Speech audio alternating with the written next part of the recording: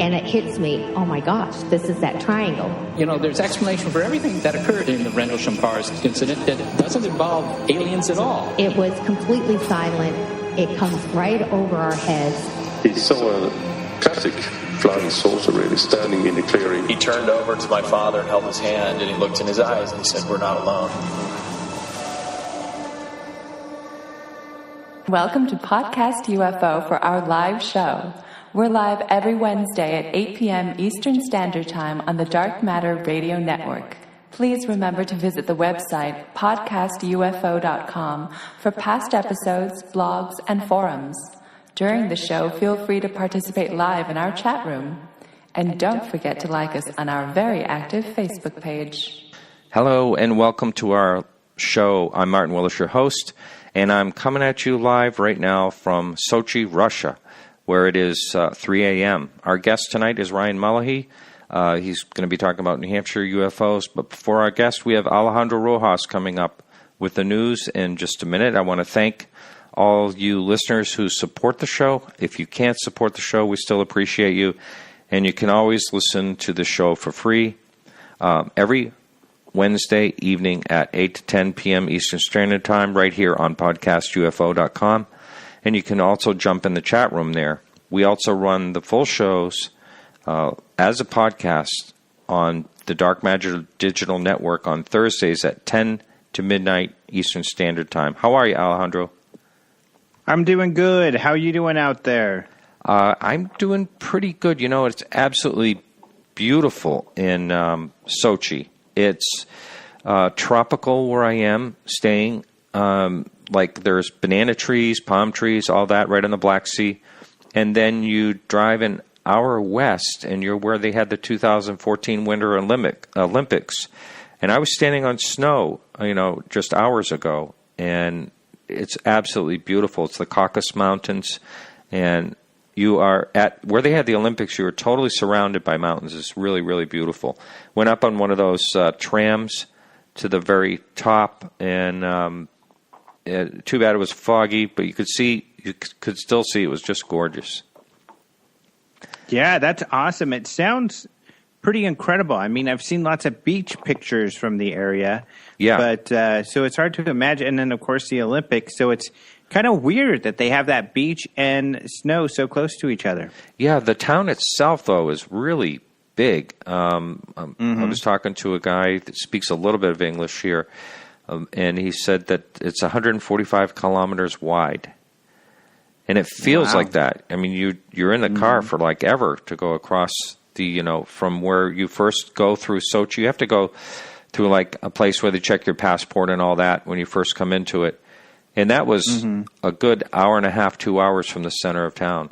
And that's all just spread, right across this beautiful landscape in the mountains on the Black Sea.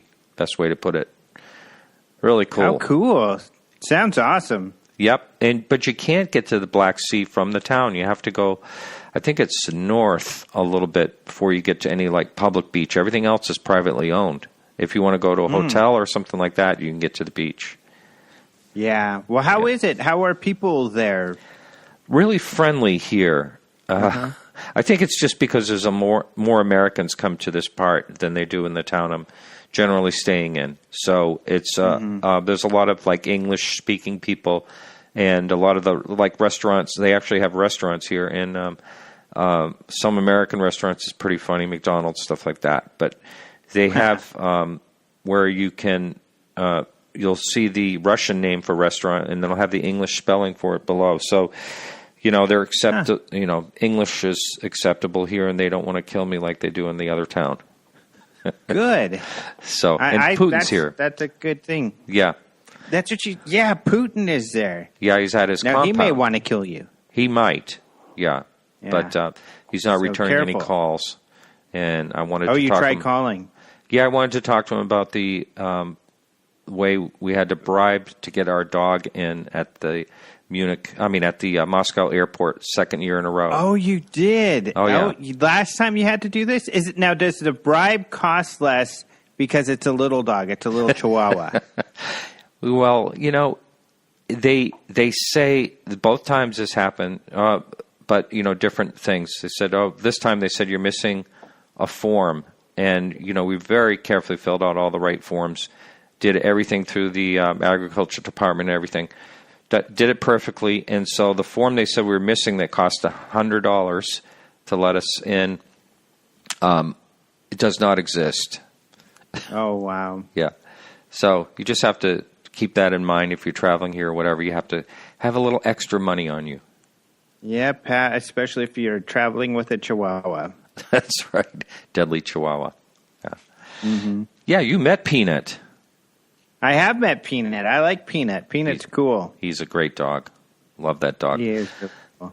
All right. So what's going on for UFO news this week? UFO news. So a couple cool stories we have out there. I think one of them is kind of fun, and I think it'll be good to, give your listeners a heads up on. And this is the Army Chief of Staff warning ROTC cadets about hybrid armies and little green men. Wild, huh? It really is quite a title. But it's not what it sounds like. So, and this is kind of and hopefully the Russians don't catch on to us talking about this, because this is a little critical of them, because these terms, hybrid army and little green men, they don't mean like alien human hybrids and little green men are attacking and they have to get ready for it. What it does mean is that these are terms that means something else in military terms. So a hybrid army, for instance, that one's not, you can kind of see that more of being a term meaning something else. And what it means are armies, kind of the non-conventional nature of armies these days. So, for instance, you have non-state combatants, kind of like ISIS, and you have terrorists. And so they're hybrid because they're these armies that have all of these different components. One of those components being cyber warfare also. So that's what hybrid armies means when he's warning people about hybrid armies. Little green men actually is a term for these unacknowledged Russian armies. And I'll bet you if you ask, and maybe you should try this. I don't know if you should do this when Putin is around. But ask some of the people in Russia there if they think that the Russian army has troops in the Ukraine, or if they had them in Crimea, because the Russian government denies that they have troops there. However, the international community is well aware that they have troops. However, the troops they have over there do not have insignia on their uniforms, and they're driving unmarked vehicles, and they're wearing these green uniforms. So they're called little green men. It's a term that's more familiar. And in fact, if you Google it as far as armies, you're going to find other stories out there that the news has written about the little green men. So it is a common military term for those guys. And so when he said this straight up, he said, you're going to be dealing with terrorists, you're going to be dealing with hybrid armies, little green men, tribes, all of this stuff.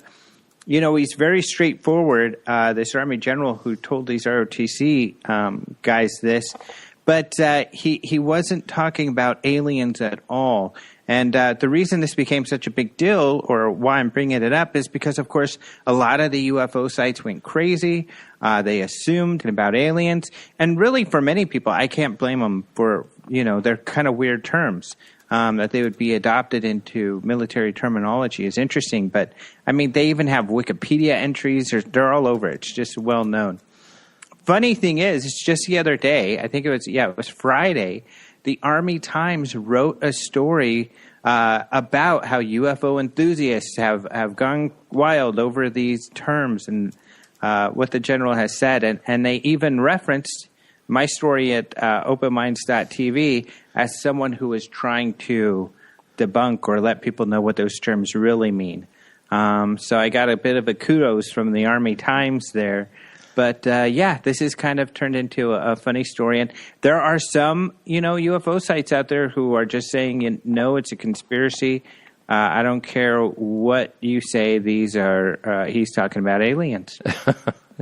Even after all that, people will just hang on to that. And you know what? I wonder if we're going to be hearing about this like a year from now. Same thing. Mm-hmm. Well, yeah, we're going to be hearing out about it over the next few months, I'm sure, because there are some noted UFO researchers who have large followings who are still sticking to this idea that he meant aliens. Oh, jeez. What can you do, huh? I almost want you to say the names. You know, well, people can go find that out. Yeah. And if you're a follower of one of these people, you're either saying, oh, man, you know, that person got it wrong, or you're saying, Alejandro's fallen for it. He's a sucker that, you know, this other person is right, and the Army is talking about aliens. So, yeah, you know, I don't know. It's good that they referenced you because they're trying to keep the story straight. That's cool. But, you know, yeah. I wonder when he said that if he had any idea at all that something like that would happen. I don't think so. He's really straightforward, and he just says, you know, his whole speech.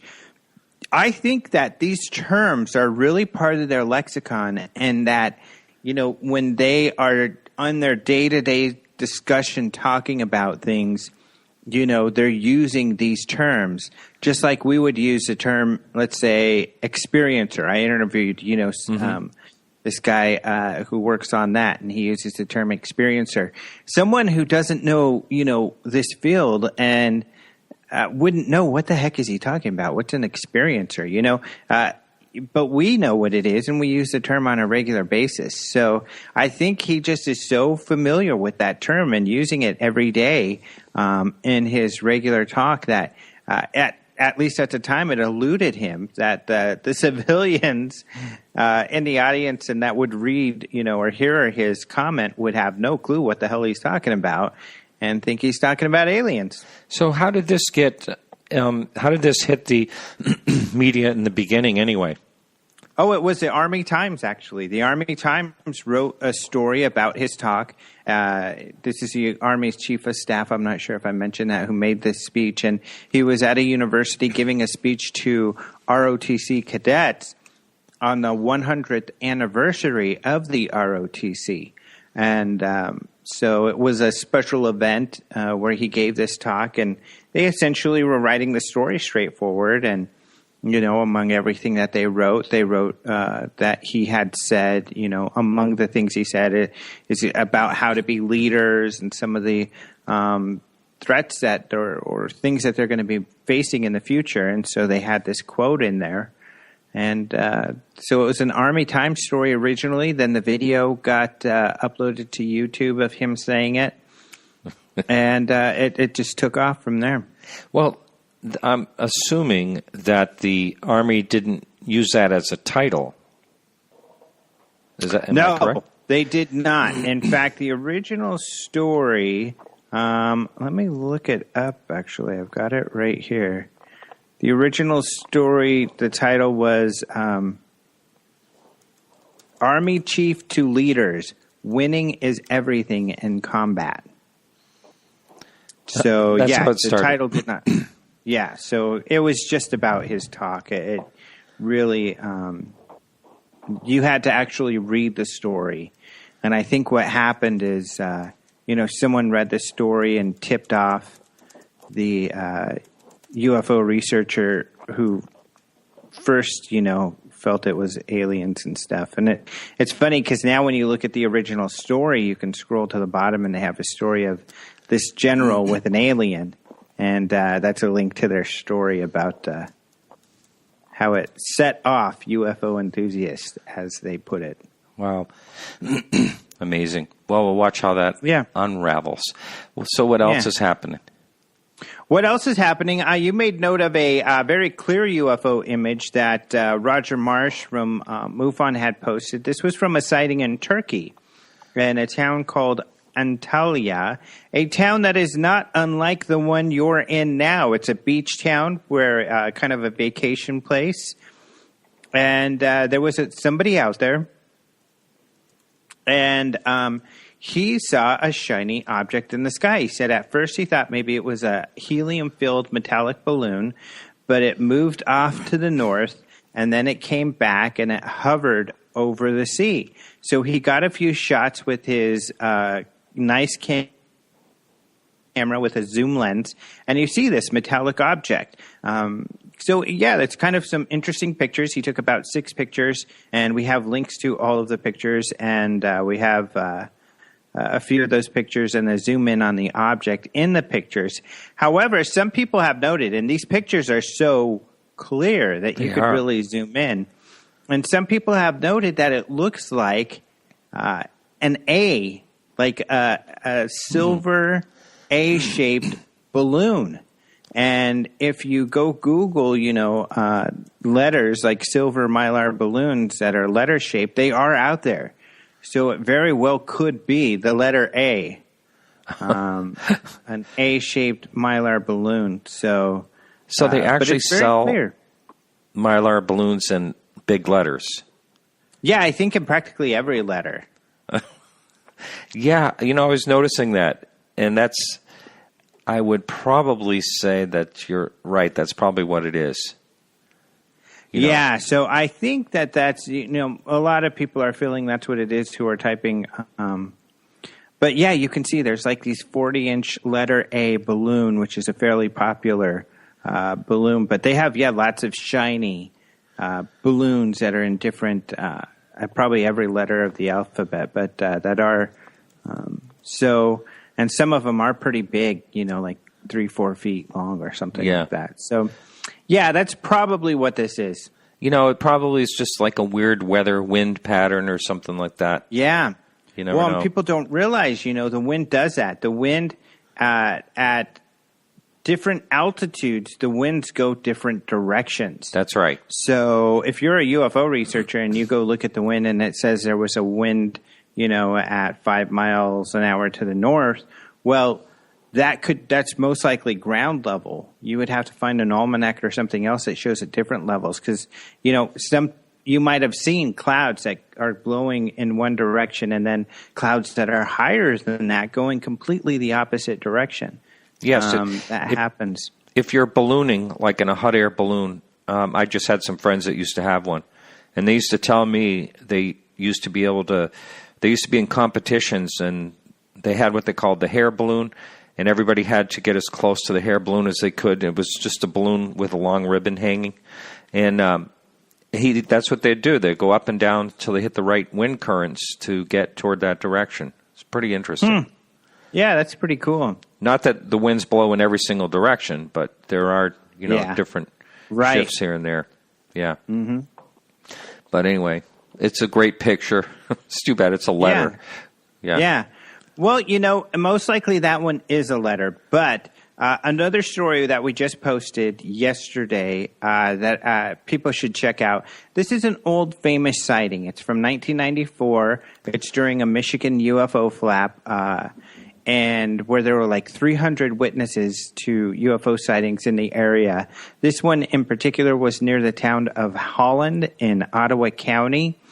But this is really cool because MUFON, Roger Marsh posted this, but MUFON posted the 9/11 operator tapes in a YouTube. So the audio is in this YouTube, but Roger wrote up a story and we posted it on our site. It's just called the 9/11 operator tapes describe 1994 Michigan UFO flap. But these are really fun, to hear these 9/11 calls from people calling in these UFO sightings from 1994. Wow. I love those old cases that he keeps writing about. Uh-huh. I know it's fun. I mean, so many of these cases are so interesting. Some people complain, well, there's no picture, there's no video. Well, often the pictures and videos are not that impressive anyway, and a lot of the best cases come down to credible witness testimony. So, yeah, I think they're really interesting, and especially if they're in your area or they're a case that you're particularly interested in. In fact, we've already had at least one person commenting that, I was there in the area and I remember seeing this. Oh, wow. Yes, I talked to someone that had a, pardon me, someone just messaged me in the message board that I sound very nasally, and I do. I'm just not used to talking in the middle of the night. So, yeah, we are live again. Anyway. Well, yeah, so what time is it there? It is 3:34 a.m. So you kind of had to get up in the middle of the night to do the show. That's right. Yeah. Yeah. And I plan on doing that. I'm just sure that I'm going to have better internet where I'm at the other weeks. Mm-hmm. So anyway, I appreciate. That's it for the news tonight? That's it for the news tonight. All right. Or today, whatever it is. Today, this morning. Yeah, whatever it is, wherever you may be. That's right. I've heard that before. All right, man. Well, have a good one. All right, you too. All right. Okay, so our guest coming up, a little bit about him. He's Ryan Mullahy. He's a return guest. He's been on before. He's the founder of New Hampshire UFO Research, and he's been studying the UFO phenomena in the state of New Hampshire and New England for 18 years. We're going to be talking all about that. Plus, he has some new information about Pease Air Force Base that was in Newington, New Hampshire. It's a defunct base, but I have a little bit to say about that myself. And Ryan's also given a presentation. I saw him in the Exeter UFO Festival at the Exeter Town Hall, and there's the Exeter incident. I'm sure you're familiar with that. That's a great story.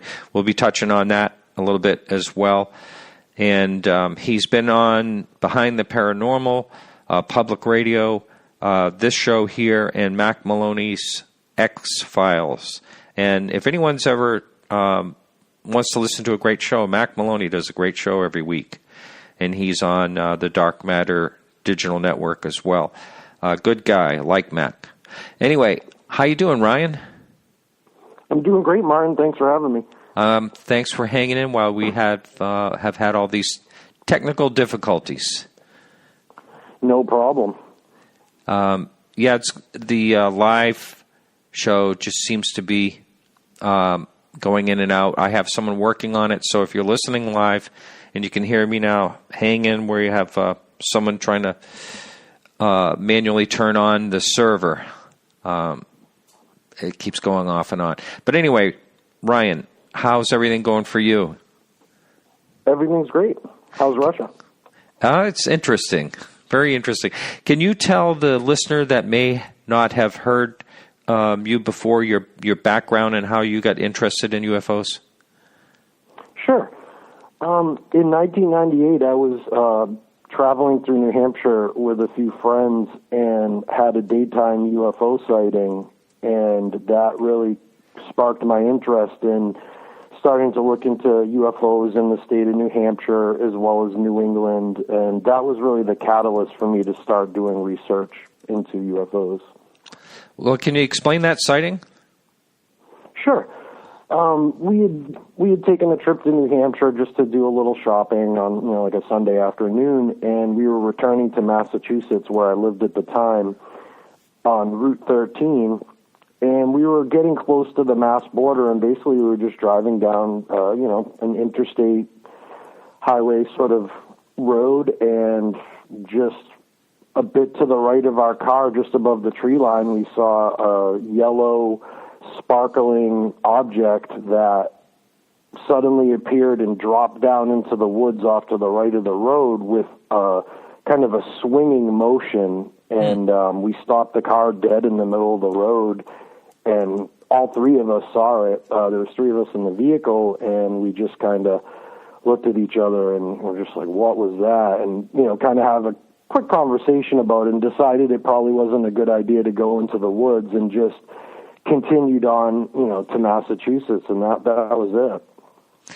So it's funny how someone like yourself, and same with me, had a sighting that was just kind of like unbelievable, or mine was, and kind of like changed their lives. And then other people, they're just not interested. It's really quite amazing. It really sparked my curiosity about the whole situation. And it sounds like it might have done the same with you. It did. I agree. I found it just very fascinating, and, it set me on my journey to I said to myself after that, I said, well, geez, this is so fascinating. I want to try and understand what I saw. So I started looking around for good information on UFOs in New Hampshire and New England, and that kind of started me on my journey of research. Wow. And you have lived in you said you were driving through New Hampshire, but have you lived in New Hampshire a long time? I've been in New Hampshire for about 10 years. I see. And when we first talked, you had uncovered the truth about that great UFO photo in the clouds in New Hampshire, stereopticon view. The alleged oldest known UFO photo. That's right. For the person that you were on such a long time talking about that, why don't you chat about that a little bit? Sure. Well, there's a photo that's been circulating for quite some time, or had been, on UFO sites, and every once in a while people would write about it, whatnot. That was claimed to be the oldest known UFO photo, and so I was always intrigued by the photo, because it was so old, because I believe it was I don't have the date in front of me, I believe it was about 1870 that the photo was taken. It was a very long time. It was the first expedition to the top of Mount Washington when the photo was taken. And so it was a photo that I was always fascinated by, and I would look into here and there, and I would kind of hit a brick wall and kind of leave it alone and go back to it. And then eventually I was able to find out I came across the names of the photographers, and then once I had that information, it led me to more information about this expedition that was at the top of Mount Washington where the photo was taken. And it turned out that two photographers had traveled with the Army Corps to the top of Mount Washington to document the expedition, and a series of photos were taken. I believe there was about 41 photos that were after the fact that were sold as a set, and they were stereoscopic photos.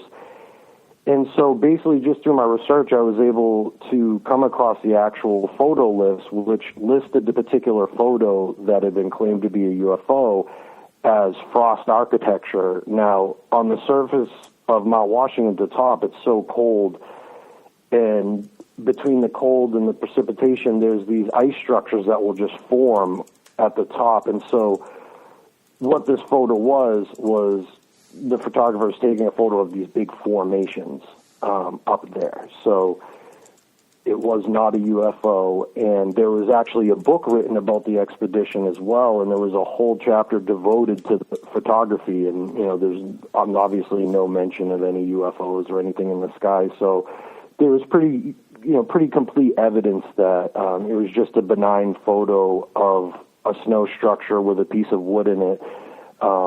Whereas most people that claimed the photo was a UFO claimed it was a cloud in the sky and there was a ship, but it was really just a piece of wood peeking out of a ice structure. It really does look like that. I mean, it really does look like a UFO. I can understand why people thought that, but I mean, really to totally jump to the conclusion that it is. I mean, I guess if I saw it, my first thought would be is that, wow, this is got to be a UFO, but I don't know. I'd have to really look into it before I'd actually write something about it. But I guess there's people still claiming that's what it is. There's still a few people, and it's important to mention too that the photo when it was originally circulated was a heavily cropped, low-res image. It wasn't the actual stereoscopic photograph.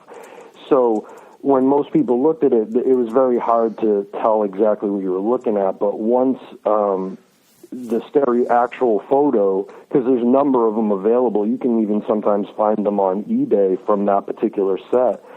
Once we got a good high-res copy of the actual stereoscopic photo from, I believe, the New York Public Library, you can see the surface of the mountain in the background. You can see clearly, distinctly, you can differentiate between the sky and the surface of the mountain. So once you're able to look at the stereoscopic photo as opposed to the low-res crop, it becomes more apparent.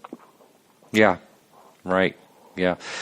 All right. So I think that is actually on your blog too, isn't it? Yep, that's on that article is right on my blog. And let's talk about that's New Hampshire. That's NH UFO.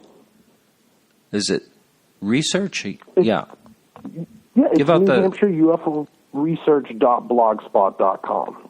Ah, okay. Is the site currently? And is that an active site that you update?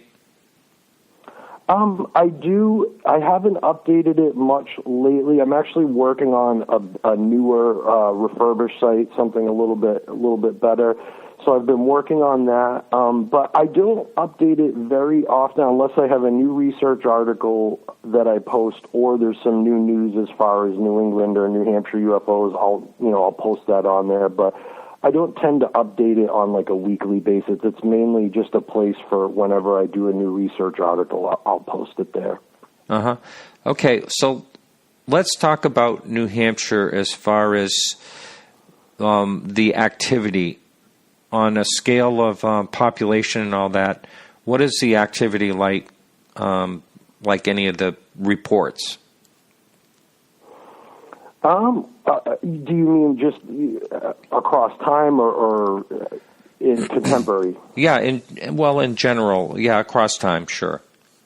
I mean, there's, New Hampshire has a rich UFO history. From 1947 up to present, there has been a lot of UFO reports, and there have been a lot of very credible UFO reports from police and military witnesses, as well as very credible citizens and local politicians, things of that nature. So New Hampshire has had a lot of UFO sightings, a lot of credible and fascinating ones over the last 60 years. So I think there's been quite a bit of sightings. Now, I wasn't familiar with the earlier ones, like the 47. Was this when everybody was seeing them, right after or right around the Roswell time? Yeah, right around the Roswell time. Surprisingly, there was a bunch of UFO sightings in New Hampshire right around the time of Roswell. And actually, one of which that comes to mind, it was actually the governor in New Hampshire at the time's son and a companion, and they were both ex-military pilots, and they had a sighting in New Hampshire in the skies while flying the week of Roswell. So, and there's been sightings, before Roswell, but there's been sightings in New Hampshire right back to 1947, right up to present. Wow. And, of course, there's the Betty Hill case, Betty and Barney Hill, pretty famous as far as New Hampshire goes. And I'm trying to think of Exeter Incident, or Incident Exeter, whatever it's called. That's probably the top sighting, wouldn't you say? Yeah, Betty and Barney Hill and the Incident Exeter are really the two landmark New Hampshire cases. Those are the ones that, most people are familiar with. Via books and, movies and pop culture. Not so much Incident Exeter. That case, got a lot of notoriety in the 60s around the time that it happened, but you don't necessarily hear it mentioned very often, in conversations, though. Yeah, but incredible case for the listener who has not heard that. Can you go ahead and tell them about the Exeter case? Sure. Well, it was September 3rd, 1965, and a young man named Norman Muscarello was hitchhiking home. He was 18, he had just finished school, and he was about to enter the Navy. And he was hitchhiking on a back road in Kensington, New Hampshire, which is right next to Exeter. The actual UFO sighting happened in Kensington, but the case is just called the Incident Exeter because that's the biggest town near where it happened, and also the police that were involved were from Exeter. And so Norman was hitchhiking home. It was late at night, around 1 or 2 in the morning, and as he was passing a farmhouse, he noticed a red object in the sky that started swooping down at him. He dove in a ditch next to a wall to take cover, and then went and frantically banged on the door of the farmhouse. People were home, but they wouldn't answer the door because it was so late, and they were probably like, why is this guy knocking on our door? And so at any rate, Norman kind of hunched there or waited and then saw a car coming down the road. So he jumped out, flagged the car down, and had them bring him to the Exeter police station. Now, in another part of Exeter, while that was happening, Officer Eugene Bertrand was on patrol, and he came across a car that was parked on the side of the road, and he got out, to investigate, checked it out, and it turned out there was a woman and her daughter in the car that were crying and they were distraught, and they claimed that a red object was swooping down at their vehicle. So when Norman came into the police station and said, look, I just saw this object swooping down at me, the desk officer was like, wow, because he had just gotten word from Officer Bertrand about what, the stop he had made to help the ladies and what they were saying. So the desk officer, Scratch Toland, and Eugene Bertrand, the officer, they decided that the best thing to do was for Officer Bertrand to go back out to the field with Norman and take a look and see if anything, was still up there. So Norman and Officer Bertrand drove back to the field. They walked out into the field, and just a few minutes after walking out into the field, an object came up over the trees, over them in the field, and according to the officer, was approximately 100 feet over them. Now, Officer Bertrand instinctively dropped to his knee and drew his revolver, but then realized that was kind of a bad idea, and Norman froze. So Officer Bertrand grabbed Norman, they ran back to the cruiser, they radioed base saying, I'm seeing this thing too. As that happened, there was another officer, David Hunt, who was on patrol. He heard the call, so he raced to the scene, and him and Officer Bertrand stood there and watched this object for, I believe it was approximately 8 to 10 minutes as it took off in the distance. And the object was silent. It cast a red glow across the field and the farmhouse. And it was red, but there was also bright light, so they had a hard time making out the actual form of the craft. So that was the sighting that they had. Amazing sighting. And let's address if anyone is searching for that incident right now, you'll see something like 40-year-old case solved, Exeter incident, talks about a refueler. It really doesn't match what any of the witnesses were saying. But when someone writes that, it's solved, it sure gets a lot of attention. It does, yes. That's an article that was written by skeptic Joe Nickel and James Magaha, both kind of career skeptics, if you'd probably call them. And they put that article out in 2011, and I've released a rebuttal article to that, which is on my site. And, just to speak a little bit to that, they, for their article claiming to solve the Exeter case, they had a total of 13 sources, 10 of which were UFO books. One was a UFO newsletter, one was a UFO article, and one was a TV show. They really, they didn't do their research on the case. When I did my article, my rebuttal article, which is on my site, and, I'll kind of point out some of the main points that point to the fact that, they really didn't solve the case. But, like, my rebuttal, I had 26 sources, 10 of which were Air Force Project Blue Book documents, one of which was the Congressional Hearing number 55, which was in 1966. Congress actually had a hearing on UFOs, and the Exeter case was one of the key cases. And so my point being is I also used Raymond Fowler, who was the primary investigator on the Exeter case, his 100-page file, the Blue Book documents. So all of these things that I used in my rebuttal to the article, these are all things that are available for anybody out there. And for some reason, these skeptics that wrote the article, they didn't access any of this information, which is the core information on Exeter is Raymond Fowler's report and the Project Blue Book documents. That's the core of the case. So they didn't even bother to access that information when they wrote their rebuttal, and they just came to a conclusion that, it sounds like it was a KC-97 refueling jet, and they really didn't offer anything to back up their claim that that's what it was. I think they said something like there was one flying that night or something like that.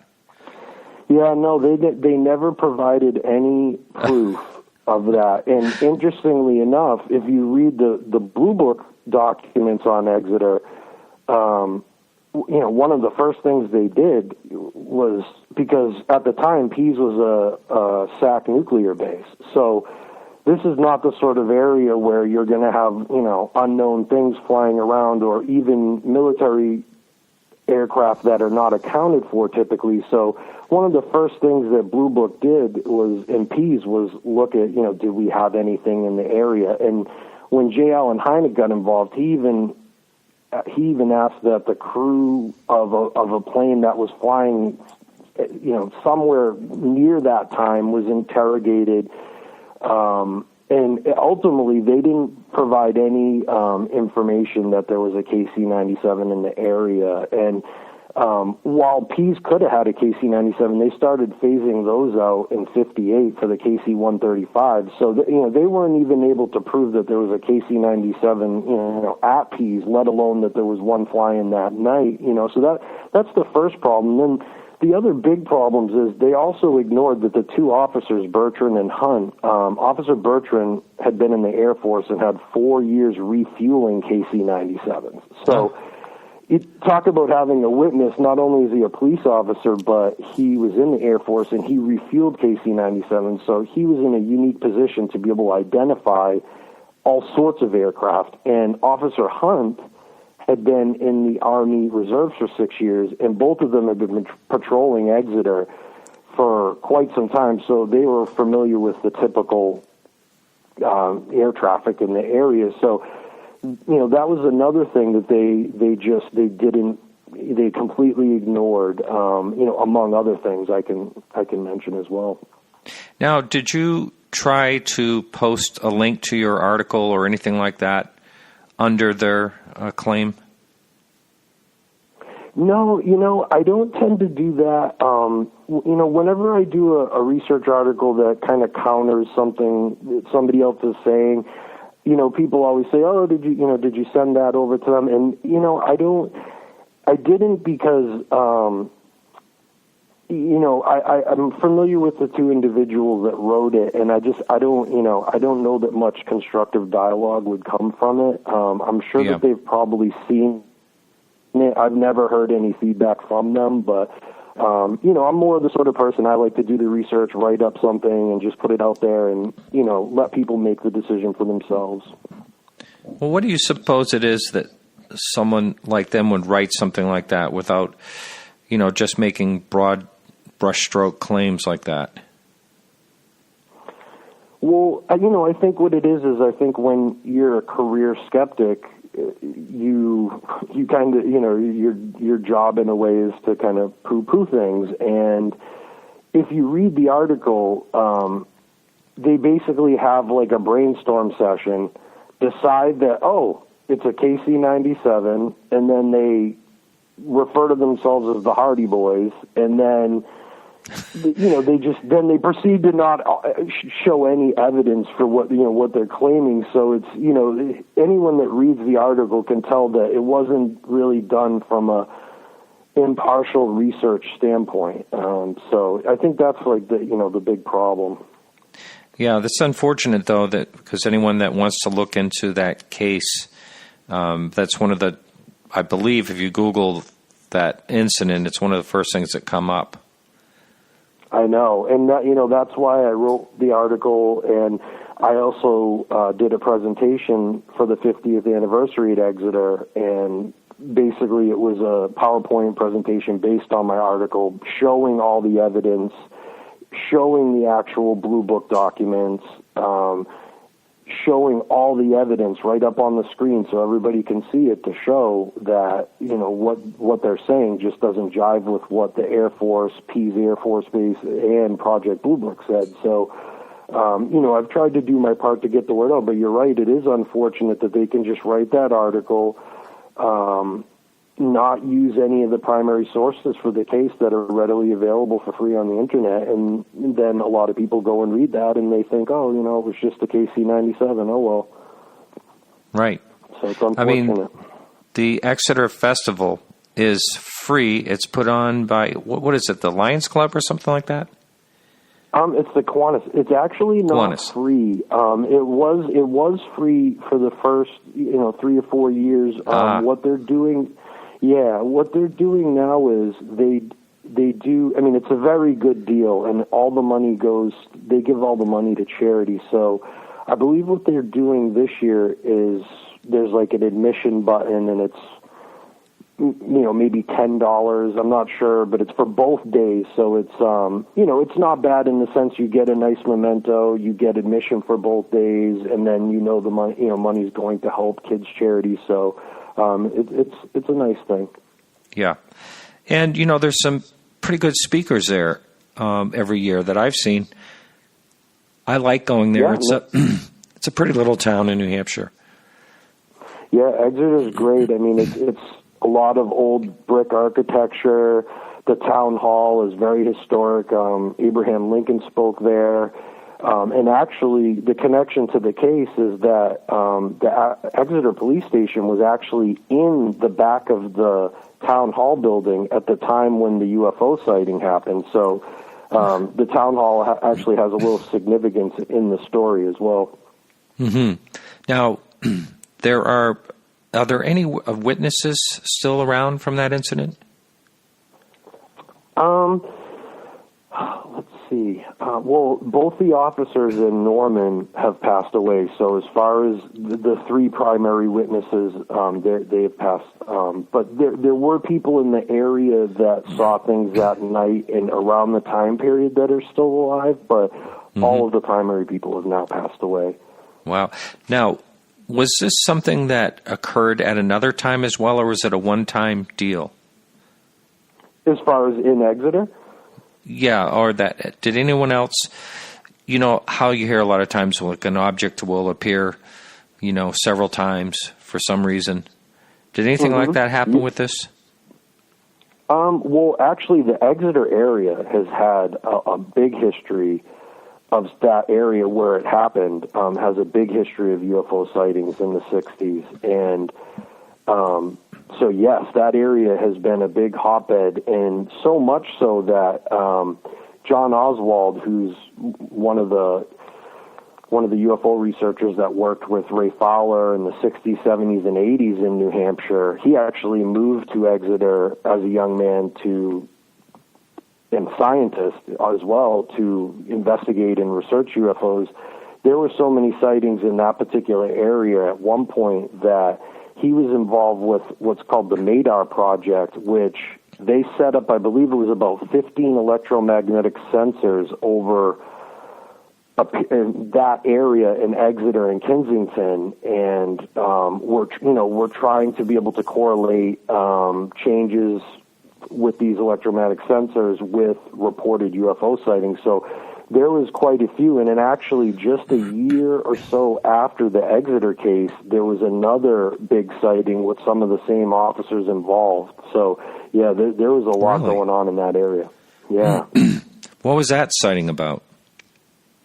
That sighting, there was a policeman was downtown checking doors, as I guess police used to do in the old days. They would go around downtown and make sure all the businesses were locked, and he basically saw an object in the sky drop significantly, almost like dropping out of the stars, and then it dropped and then just stopped and was hovering and was near some power lines. And so he called into base and said, hey, can you have somebody come down and bring some binoculars? I'm looking, I've got something here I'm looking at. And coincidentally, there was a reporter from, I believe it was the Manchester Union Leader that was hanging out at the police station. So a few people went down and met this officer, and they were able to observe this object in the distance through binoculars, and they watched it for quite some time.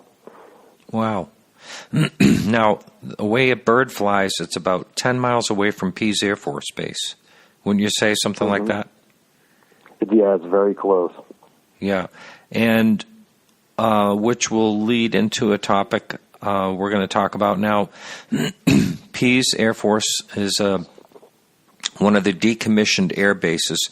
It's now like a park for businesses, things like that. And I grew up in the area, actually lived across the river on a beautiful home. I was lucky enough to grow up in that oversaw the whole river, and we could see the air base right across from where I grew up. So my sisters and I would sit on the hill.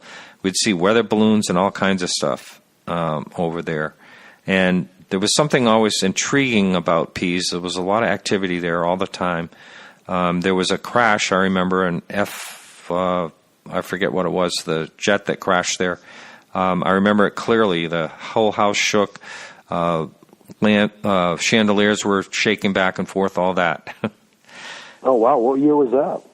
I don't know. I'm sure you could find it online, but I was just a little kid. Look that up. Yeah.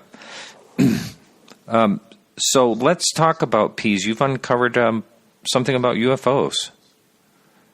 Yeah, well, it's good because it kind of stems off of the Exeter case. So when the Exeter case happened in 65, typically most Air Force bases had a designated officer that was a UFO desk officer that would communicate with Project Blue Book if there was any sightings or anything. So almost every base, it was a known thing that bases would have a UFO officer. But when the Exeter sighting happened, what was odd about it was they didn't have a UFO officer, or at least they claimed that they didn't. And what they did is they had Lieutenant Brandt, who was the information officer, and a Lieutenant or Major Griffin. They were two gentlemen on the base. They were appointed to look into it. So one of the big questions after Exeter in the aftermath was, does Pease have a UFO investigative officer? Because they, kind of skirted whether they had an actual one, and they'd sent out Lieutenant Brandt and Griffin. So flash to, the Pease connection. While going through Project Blue Book documents online, I just one day stumbled across a document that was a communication between Pease and Project Blue Book, and just looking over the document, I looked down and I noticed that it said it was signed UFO Investigative Officer. And, I'd never seen this as far as anything pertaining to New Hampshire, that sort of signature in the documents. So, I was intrigued by it. And so basically I did a little research, and it turns out that this gentleman, who was at the time he was a major, but he retired a colonel, Colonel Frank Junes Jr., he was Pease's UFO investigative officer in 1967. So, being one of the big questions after Exeter, did they actually have a UFO investigative officer at Pease? This is the first proof that there was one there. So it was a great find, very fascinating. Wow. Now, I spoke to someone that was at Pease for a long time. I can't remember, he was a captain, but I don't really know if he was when he first got there. But I actually was brave enough to ask him if he'd ever heard anything about UFOs at Pease, and he said, well, not that I can think of. I mean, he sounded like he'd be open to the idea, but so I'm sure something like that isn't just another thing that is a need-to-know type of thing if something would occur, you would think. Yeah, well, definitely. And what's interesting is about Colonel Junes is that when I started looking into him and who he was, I mean, he was at peace with the 509th Bomb Group, which is the most elite bomb group that we have. They're the bomb group that dropped the nuclear bombs on Hiroshima and Nagasaki. So this is, the elite of the elite nuclear bomber squad. So he was a major and pilot with them at the time, so that carries a lot of weight. And then looking into his history as a pilot, he flew in World War II, he flew in Vietnam, he flew in Korea, and in World War II, he flew with the 360th, who was bombing over occupied Germany. So, not only was this gentleman with the 509th a major, but he was a highly decorated pilot who had flown in 3 wars. So, just to stress, how reputable of a gentleman he was. That makes it even more interesting, just, finding out his history and just, he wasn't just some, private that they had on a desk, emailing or not emailing, but sending letters to Blue Book. He was actually, a highly decorated pilot. Okay, that's it for the free part of the show. If you'd like to listen to the full shows and archives for only $2 a month or more, just go to podcastufo.com. And you can sign in right there. You can do a one-time, a once-a-year subscription or a monthly subscription. And thank you for listening very much. Next week we have Arthur Coleman on.